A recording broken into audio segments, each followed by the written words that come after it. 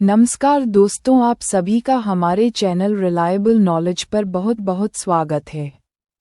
आज का हमारा टॉपिक है एम्ब्रियोलॉजी ऑफ एंजियोस्पर्म्स। यहाँ एम्ब्रियोलॉजी ऑफ एंजियोस्पर्म्स से जुड़े 100 महत्वपूर्ण तथ्य को हम देखेंगे, जो कि all one day exam TGT, PGT, BPSC, UPTET, CTAT, Bihar STAT, UPSTAT की दृष्टिकोण से बहुत ही महत्वपूर्ण होने वाले हैं। 1. पॉलन ट्यूब एम्ब्रियो सैक में एग अपैरेटस से जुड़ती है। 2. लेसथोट्रोफिक एम्ब्रियो योक से पोषण प्राप्त करता है। 3. सिनेजड डीजेनरेशन के बाद ही पॉलन ट्यूब प्रवेश करती है। 4. क्रूसिफर टाइप एम्ब्रियोजेनी ब्रासिकेसी में पाई जाती है। 5. पॉलीएम्ब्रियनी में एक ओव्यूल में एक से अधिक एम्ब्रियोज बनते हैं। 6. पार्थेनोजेनेसिस में एम्ब्रियो एग सेल से बिना फर्टिलाइजेशन के बनता है। 7. परोगमी में माइक्रोपाइल से प्रवेश होता है। 8. अपोमिक्सिस एक प्रकार की असामान्य रिप्रोडक्शन है जिसमें जाइगोट नहीं बनता। 9. पॉलन ट्यूब का प्रवेश माइक्रोपाइल, चलजा या इंटेग्यूमेंट से हो सकता है। 10. कॉटिलीडन्स सीड के पोषक अंग होते हैं। 11. हाउस्टोरिया ओव्यूलर टिश्यू में प्रवेश कर सकती हैं। 12. जाइगोटिक डिवीजन ट्रांसवर्स प्लेन में होता है। 13. फिलिफॉर्म अपैरेटस सिनेजिड्स में पाया जाने वाला विशेष अंग है। 14. क्लीवेज पॉलीएम्ब्रियनी में एम्ब्रियो का विभाजन होता है। 15. एम्फोमिक्सिस सामान्य सेक्सुअल रिप्रोडक्शन है। 16. नचेलर एम्ब्रायोनी सिट्रस जैसे पौधों में पाई जाती है। 17. जाइगोट डिप्लॉयड होता है। 18. फर्टिलाइजेशन के बाद ओव्यूल सीड में परिवर्तित हो जाता है। 19.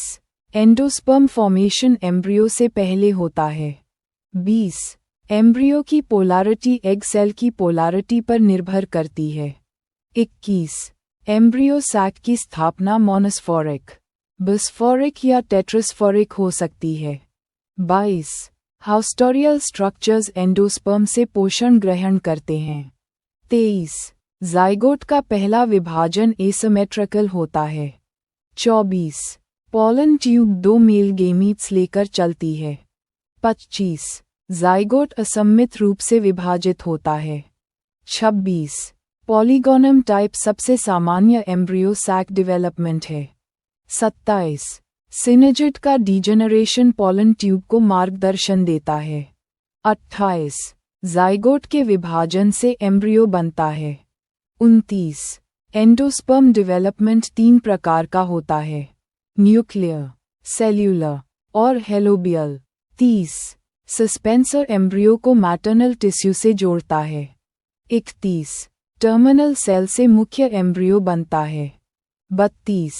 एम्ब्रियो सैक में साइटोप्लाज्म और न्यूक्लियाई का वितरण विशेष होता है। 33.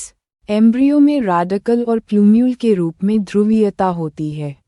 34. एंडोस्पर्म प्राथमिक रूप से पौधे के भ्रूण को पोषण प्रदान करता है। 35. हाइपोकॉटल रेडिकल और प्लूम्यूल के बीच का क्षेत्र है। 36. सीड डोमेंसी एम्ब्रियो की मेटाबॉलिक गतिविधियों को रोकती है। 37. ओव्यूल के न्यूसेलस का अवशेष पेरिस्पर्म कहलाता है। 38. एल्ब्यूमिनस सीड्स में एंडोस्पर्म संरक्षित रहता है। 39. सस्पेंसर एम्ब्रियो को पोषण देने में मदद करता है। 40. बेसल सेल की भूमिका कुछ पौधों में विशिष्ट होती है। 41. मेगास्पर्म मदर सेल मायोसिस से 4 मेगास्पोर्स बनाती है। 42. टेप्टम पॉलन ग्रेन्स के विकास में सहायक होता है। 43. सेकेंडरी न्यूक्लियस पोलर न्यूक्लियाई के फ्यूजन से बनता है। 44. कैलिप्ट्रा सस्पेंसर के टिप पर विकसित हो सकती है। 45. टेट्रास्फोरिक डेवलपमेंट में चारों मेगास्पोर न्यूक्लियाई भाग लेते हैं। 46. बेसल सेल से सस्पेंसर बनता है। 47. हेलोबियल टाइप मोनोकॉट्स में सामान्यतः पाया जाता है। 48. ओव्यूल का इंटेग्यूमेंट सीड कोट बनाता है। 49 हाइपोफिसिस रूट कैप और रूट मेरिस्टम का विकास करता है। 50 एंडोस्पर्म ट्रिप्लॉइड होता है। 51 क्लिस्टोगमी में फर्टिलाइजेशन फ्लावर बंद रहते हुए होता है। 52 ईनदर में केवल 1 न्यूक्लिएट एम्ब्रियो सैक बनती है। 53 इंटेग्यूमेंट्स ओव्यूल को सुरक्षा प्रदान करते हैं। 54 एलियारोन ग्रेन्स में एंजाइम तथा प्रोटीन होते हैं। 55 रेडिकल से रूट और प्लूम्यूल से शूट विकसित होता है। 56 बिटेगमिक ओव्यूल में 2 इंटेग्यूमेंट्स होते हैं। 57 न्यूक्लियर टाइप में पहले कनेल विभाजित होते हैं पर सेल वॉल नहीं बनती। 58 एम्ब्रियो की वृद्धि सस्पेंसर द्वारा नियंत्रित होती है। 59 पर्सिस्टेंट एंटीपोडल्स कुछ पौधों में पोषण प्रदान करते हैं। 60 पॉलन ट्यूब टिप में कैलोस प्लग्स पाई जाती हैं। 61 एम्ब्रियो सैक आमतौर पर 7 सेल्ड और 8 न्यूक्लियत होती है। 62 डाइकॉट एम्ब्रियो में 4 प्रमुख भाग होते हैं। रेडिकल, प्लूम्यूल, कॉटिलीडन्स और हाइपोकॉटल। 63 एक मेल गेमीट एग सेल से और दूसरा पोलर न्यूक्लियाई से फ्यूज करता है। 64 एंजियोस्पर्म सीड्स में टेस्टर और टेगमन बाहरी आवरण होते हैं। 65 फर्टिलाइजेशन की क्रिया पश्चात परागण पोस्ट पॉलिनेशन होती है। 66 फनकल ओव्यूल को ओवरी से जोड़ता है। 67 चलजा इंटेग्यूमेंट्स और न्यूसेलस का संयुक्त क्षेत्र है। 68 माइक्रोपाइलर एंड एम्ब्रियो का अग्रभाग होता है। 69 कॉटिलीडन्स में फूड रिजर्व एकत्रित होता है। 70 डबल फर्टिलाइजेशन केवल एंजियोस्पर्म्स में पाई जाती है। 71 एंडोस्पर्म का फॉर्मेशन एम्ब्रियो की न्यूट्रिशन स्ट्रैटेजी को दर्शाता है। 72 प्रोएम्ब्रियो प्रारंभिक भ्रूण अवस्था होती है। 73 पॉलन ट्यूब की वृद्धि केमोट्रोपिक होती है। 74 जाइगोट की रेस्टिंग अवधि एम्ब्रियो डेवलपमेंट को प्रभावित करती है। 75 सिनर्जिड्स द्वारा अट्रैक्टेंट सब्सटेंसेस स्रावित होते हैं। 76 एम्ब्रियोजनी का प्रकार पौधों के वर्गीकरण में सहायक होता है। 77 मोनोकॉट सीड में एक कॉटिलीडन पाया जाता है। 78 माइक्रोपाइल वह स्थान है जहां से पॉलन ट्यूब प्रवेश करती है। 79 साइटोकिनेसिस एम्ब्रियोजनी में सेल वॉल के निर्माण से संबंधित है। 80 मोनोस्फोरिक डेवलपमेंट में एक मेगास्पोर कार्य करता है। 81 चलाजोगामी में चलजा से प्रवेश होता है। 82 एलियारोन लेयर एंडोस्पर्म का बाहरी हिस्सा होती है। 83 एंटीपोडल सेल्स फर्टिलाइजेशन में भाग नहीं लेते। 84 यूनिटेगमिक ओव्यूल में केवल एक इंटेग्यूमेंट होता है। 85 सस्पेंसर का बेसल सेल हाउस्टोरियल रूप में कार्य कर सकता है। 86 डाइकॉट सीड में 2 कॉटिलीडन्स पाए जाते हैं।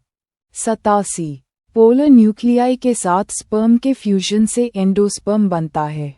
88 ओव्यूल की न्यूसेलस में पोषक ऊतक मौजूद होता है।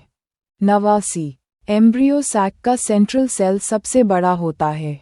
90 फर्टिलाइजेशन के बाद ओवरी फ्रूट में बदल जाती है। 91 ऑटोनमस एंडोस्पर्म डेवलपमेंट में फर्टिलाइजेशन की आवश्यकता नहीं होती। 92 चलाजल एंड एम्ब्रियो का पश्चात भाग होता है। 93 एंजियोस्पर्म्स में मेगास्पोरोजेनेसिस की प्रक्रिया ओव्यूल के भीतर होती है। 94 मेसोगमी में पॉलन ट्यूब इंटेग्यूमेंट्स के बीच से प्रवेश करती है। 95 फंक्शनल मेगास्पोर ही एम्ब्रियो सैक बनाती है।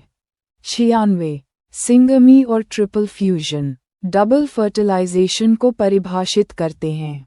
97 सिनर्जिड्स एग अपैरेटस का भाग होते हैं और फर्टिलाइजेशन में सहायता करते हैं। 98 सीड मैचुरेशन के साथ ही डेसिकेशन टॉलरेंस बढ़ती है। 99 एंटीपोडल सेल्स एम्ब्रियो सैक के चलाजल एंड पर स्थित होते हैं। 100 एक्सोल्ब्यूमिनस सीड्स में एंडोस्पर्म पुनर्तः उपयोग हो जाता है। आप सभी का हमारे साथ बने रहने के लिए धन्यवाद। ऐसे ही महत्वपूर्ण जानकारी के लिए हमारे चैनल रिलायबल नॉलेज को सब्सक्राइब और शेयर करें। बहुत बहुत धन्यवाद।